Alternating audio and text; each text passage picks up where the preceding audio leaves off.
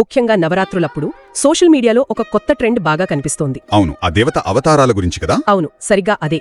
ఇన్ఫ్లుయెన్సర్లు దేవతా అవతారాలు ధరించి ఆ ఫోటోలు వీడియోలు పెట్టడమన్నమాట. ఒకప్పుడు ఇండ్లలో అమ్మవారికి చాలా నిశ్శబ్దంగా భక్తిగా చేసుకునేవాళ్లం కదా ఈ అలంకరణలు. అవును, చాలా వ్యక్తిగతంగా ఉండేది. ఇప్పుడు అవే యూట్యూబ్, ఇన్స్టాగ్రామ్లలో వేల మంది చూసే కంటెంట్గా మారాయి. మన దగ్గర ఉన్న సమాచారం ఈ ట్రెండ్ వెనుక ఉన్న వేర్వేరు కోణాలని విశ్లేషిస్తోంది. సరే, అసలు ఇది ఎందుకిలా జరుగుతోంది, దీని ప్రభావం ఏంటి, ఇలాంటివి చూద్దాం. అవును, ఇది పైకి చూడ్డానికి మామూలుగా అనిపించినా ఇందులో చాలా విషయాలున్నాయి. ఈరోజు మనం మాట్లాడుకునేది ముఖ్యంగా ఈ కొత్త ట్రెండ్ వెనుక అసలు. ఇన్స్టాగ్రామ్ రీల్స్, యూట్యూబ్ షార్ట్స్ వీటిలోనే ఎక్కువ ఇది. నవరాత్రి 9 రోజులు చాలా మంది సోషల్ మీడియా ఇన్ఫ్లుయెన్సర్లు, కంటెంట్ క్రియేటర్లుంటారు కదా, వాళ్ళు ఒక్కో రోజు ఒక్కో దేవత రూపంలో అలంకరించుకుంటున్నారు. ఇది ఏదో మామూలు అలంకరణ కాదు, చాలా ప్రొఫెషనల్ మేకప్ ఆర్టిస్టుల సాయంతో గంటల తరబడి టైం తీసుకుని ఆ దేవతా విగ్రహాల్లా కనిపించేలా రెడీ అవుతున్నారు. ఆ అలంకరణకు తగ్గట్టుగా భారీ ఎంబ్రాయిడరీ వర్క్ చీరలు, స్పెషల్గా చేయించుకున్న నగలు అవన్నీ వేసుకుంటున్నారు. నిజమే, ఆ విజువల్స్ చూస్తే చాలా గ్రాండ్గా, ఆకర్షణీయంగా ఉంటున్నాయి. ఫోటోగ్రఫీ, వీడియోగ్రఫీ కూడా చాలా ప్రొఫెషనల్గా చేస్తున్నట్టున్నారు. అవును, స్పెషల్ లైటింగ్, సెట్టింగ్స్, కొన్నిసార్లు గ్రాఫిక్స్ కూడా వాడుతున్నారనిపిస్తోంది. అంతేకాదు, కేవలం ఫోటోలు పెట్టడమే కాదు, ఆ దేవతకు సంబంధించిన మంత్రాలు, స్తోత్రాలుంటాయి కదా, ఉంటాయి. వాటిని బ్యాక్గ్రౌండ్ మ్యూజిక్ గా పెట్టి చిన్న చిన్న వీడియోలు చేస్తున్నారు. ఓకే, క్యాప్షన్స్ కూడా పెడుతున్నారు. Day 3 channeling the fierce energy of Chandraghanta Devi అనో, లేక నవరాత్రి 5వ రోజు స్కంధమాతగా నా స్వరూపమనో. దాంతోపాటు ఆ రోజు దేవత ప్రాముఖ్యతను వివరిస్తూ చిన్న నోట్స్ కూడా పెడుతున్నారు. ఓకే, అంటే కొంత సమాచారం కూడా ఇస్తున్నారన్నమాట. అవును, అయితే ఇక్కడ ఇంకో విషయం గమనించాలి.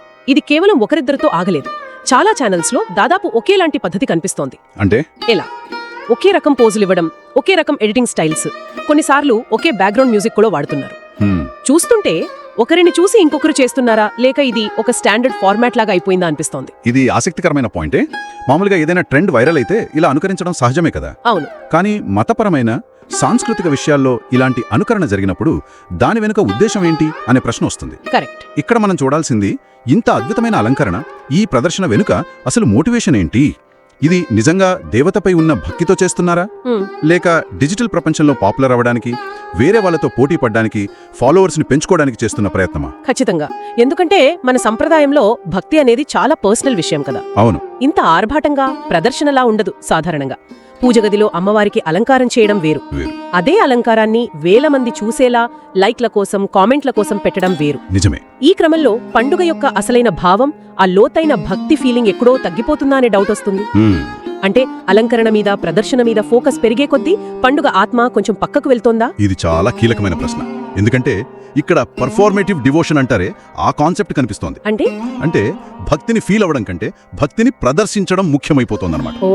గంటల తరబడి మేకప్ వేసుకోవడం, కాస్ట్లీ బట్టలు, నగలు సంపాదించడం, పర్ఫెక్ట్ షాట్ కోసం ట్రై చేయడం, ఈ ప్రాసెస్ అంతట్లో అసలు దేవుడి మీద ధ్యాసకు ఎంత టైము, ఎంత ఇంపార్టెన్స్ దక్కుతోందనేది ఆలోచించాలి. నిజమే.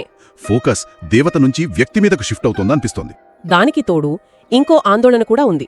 కేవలం తమ ఛానల్స్ కి వ్యూస్ పెంచుకోవడానికి, ఎంగేజ్మెంట్ రేట్స్ పెంచుకోవడానికి ఒక స్ట్రాటజిక్ కంటెంట్ ప్లాన్ లో భాగంగా నవరాత్రిని, దేవతా రూపాల్ని ఒక టూల్ గా వాడుకుంటున్నారేమో అని. పండుగల టైంలో ఇలాంటి కంటెంట్ కు డిమాండ్ ఎక్కువ ఉంటుంది కదా, దాన్ని పూర్తిగా క్యాష్ చేసుకుంటున్నారా?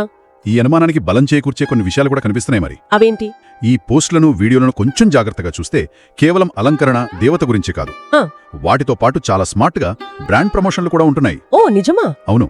ఉదాహరణకు, ఈ అందమైన చీర ఫలానా బోటిక్ వారిది అనో, ఈ లుక్ కోసం నేను వాడిన మేకప్ ప్రొడక్ట్స్ ఇవి అనో చెప్తూ బ్రాండ్లను ట్యాగ్ చేస్తున్నారు. అవును, చూశాను కొన్ని చోట్ల. కొన్నిసార్లు వాటికి లింకులు కూడా ఇస్తున్నారు.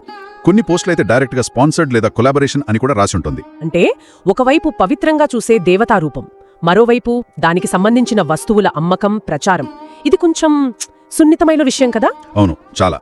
భక్తితో కూడిన కంటెంట్లో ఈ రేంజ్ కమర్షియల్ యాడ్స్ పెట్టడం ఎంతవరకు కరెక్ట్? ఇది పండుగను, దేవతలను కూడా ఒక వ్యాపార వస్తువుగా మార్చే ప్రమాదం ఉంది కదా. ఖచ్చితంగా ఆ ప్రమాదం ఉంది. దీనివల్ల ఏమవుతుందంటే పండుగ యొక్క ఆధ్యాత్మికమైన సారం, దాని పవిత్రత మెల్లమెల్లగా తగ్గిపోయి అది కేవలం ఒక కమర్షియల్ ఈవెంట్ గా లేదా ఒక ఫ్యాషన్ వీక్ లాగా మారే ఛాన్స్ ఉందని కొన్ని విశ్లేషణలు హెచ్చరిస్తున్నాయి. సాంస్కృతిక పండుగలు, వాటితో ముడిపడిన నమ్మకాలు ఇలా వాణిజ్యపరంగా మారడం అనేది లాంగ్ రన్ లో మన సంస్కృతి మీద ఎలాంటి ప్రభావం చూపుతుందో ఆలోచించాలి. నిజమే. ఇది కేవలం నవరాత్రికే ఆగిపోకుండా వేరే పండుగలకు, ఆచారాలకు కూడా పాకే ప్రమాదం ఉంది. అయితే ప్రతిదానికి రెండో వైపు ఉంటుంది కదా. దీన్ని పూర్తిగా నెగటివ్ గా చూడలేమేమో. అంటే ఎందుకంటే ఈ ట్రెండ్ ద్వారా మన సంస్కృతిని, పండుగల గొప్పతనాన్ని కొత్త జనరేషన్ కి ముఖ్యంగా సోషల్ మీడియాలోనే ఎక్కువ టైం స్పెండ్ చేసే యువతకి ఆ, వాళ్లకు నచ్చేలా ఆకర్షణీయంగా పరిచయం చేస్తున్నారని కూడా అనొచ్చు కదా. అవును, ఆ పాయింట్ కూడా ఉంది. ఒక రకంగా ఇది కల్చర్ని సెలబ్రేట్ చేసుకునే, షేర్ చేసుకునే ఒక మోడర్న్ పద్ధతి అనుకోవచ్చా? ఆ వాదనలో కూడా నిజం ఉంది. విజువల్ మీడియా, ముఖ్యంగా సోషల్ మీడియా, కల్చర్ని స్ప్రెడ్ చేయడంలో చాలా పవర్ఫుల్ టూల్స్. కరెక్ట్. అమ్మవారి అలంకారాలు, వాటి వెనుక కథలు, దేవతల ప్రాముఖ్యత, వీటిని ఇలా అట్రాక్టివ్గా చూపించడం ద్వారా కొంతమందిలో అయినా ఇంట్రెస్ట్ కలుగుతుంది. ఏమో. మన సంప్రదాయాలను డిజిటల్ యుగంలో బ్రతికించుకోవడానికి, వాటిని కొంచెం అప్డేట్ చేయడానికి ఇదొక ప్రయత్నంగా చూడొచ్చు. అంతేకాకుండా ఇలాంటి పోస్టుల కింద జరిగే డిస్కషన్స్, కామెంట్స్ ఒక రకమైన ఆన్లైన్ కమ్యూనిటీని కూడా బిల్డ్ చేస్తాయి, పండుగ వాతావరణాన్ని ఇంకాస్త పెంచుతాయి. అవును, నిజమే. చూడ్డానికి ఆ అలంకరణలు చాలా అందంగా ఉంటాయి, కంటికి బాగుంటాయి. అవును, ఆ ఇన్ఫ్లుయెన్సర్లు వాటిని తమ క్రియేటివిటీతో మళ్లీ చేసి చూపించడం ద్వారా ఆ ఆనందాన్ని, పండుగ ఉత్సాహాన్ని అందరికీ పంచుతున్నారని కూడా అనుకోవచ్చు. అది కూడా పాజిటివ్ యాంగిలే. కానీ ఇక్కడే అసలు చిక్కు వచ్చి పడుతోంది. ఆ రీక్రియేషన్, షేరింగ్ అనే ప్రాసెస్లో బౌండరీలు ఎక్కడ క్రాస్ అవుతున్నాయనేది గమనించాలి.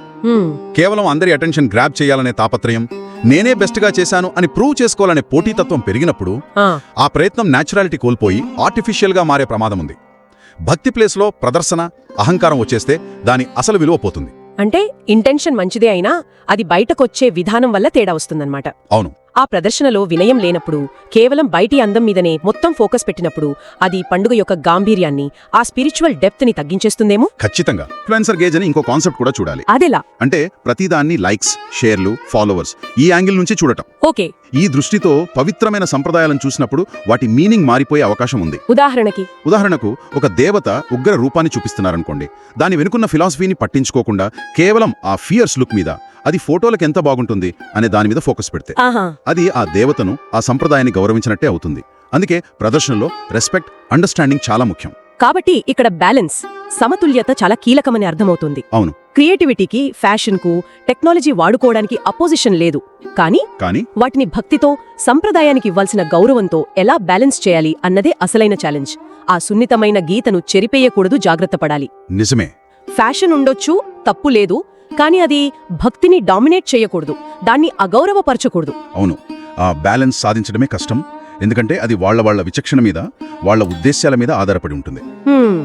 కంటెంట్ క్రియేటర్లు తమ క్రియేటివ్ ఫ్రీడమ్ వాడుకుంటూనే తాము డీల్ చేస్తున్న సబ్జెక్ట్ యొక్క పవిత్రతను, కల్చరల్ ఇంపార్టెన్స్ని గుర్తించి దానికి తగ్గ రెస్పెక్ట్ ఇవ్వాల్సిన బాధ్యత వాళ్లపై ఉంది.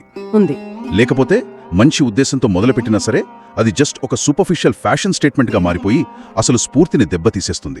మొత్తంగా చూస్తే నవరాత్రులలో ఈ దేవతా అవతారాల సోషల్ మీడియా ట్రెండ్ అనేది చాలా లేయర్స్ ఉన్న ఒక కాంప్లెక్స్ ఇష్యూ అని చెప్పాలి. అవును, సంక్లిష్టమైనదే. ఒకవైపు ఇది మన కల్చర్ని సెలబ్రేట్ చేసుకునే, డిజిటల్ ప్లాట్ఫామ్స్ మీద మన ట్రెడిషన్స్ ని బ్రతికించుకునే ఒక మోడర్న్ పద్ధతి. యువతను అట్రాక్ట్ చేసి వాళ్లకు మన హెరిటేజ్ ని పరిచయం చేసే అవకాశం ఇందులో ఉంది. మరోవైపు చూస్తే ఇందులో ఓవర్ కాంపిటీషన్, కమర్షియల్ యాంగిల్స్ దూరిపోవడం, పండుగ అసలు స్పిరిచువల్ వాల్యూస్, ఆ భక్తి భావన తగ్గిపోయే ప్రమాదం కూడా క్లియర్గా కనిపిస్తోంది. చివరికి ఇందాక మనం అనుకున్నట్టే ఫ్యాషన్తో భక్తి మధ్య గీత మిస్ అవ్వకుండా ఉండాలి. ఆ బ్యాలెన్స్ ని కాపాడుకోవడం, ఆ స్పృహతో ఉండటం చాలా ముఖ్యం. అవును. ఈ చర్చంతా విన్న తర్వాత మనల్ని ఆలోచింపజేసే ఒక ముఖ్యమైన ప్రశ్న మిగిలిందనిపిస్తోంది. ఏంటది? మన సంప్రదాయాలను, పండుగలను, నమ్మకాలను ఇలా డిజిటల్ మీడియాలో, ముఖ్యంగా లాభం కోసం పనిచేసే సోషల్ మీడియా ప్లాట్ఫామ్లపై ప్రదర్శించడం, ఇది వాటి అసలు అర్థాన్ని, ఫ్యూచర్లో వాటిని మనం పాటించే విధానాన్ని లాంగ్ టర్మ్లో ఎలా మారుస్తుంది? మంచి ప్రశ్న.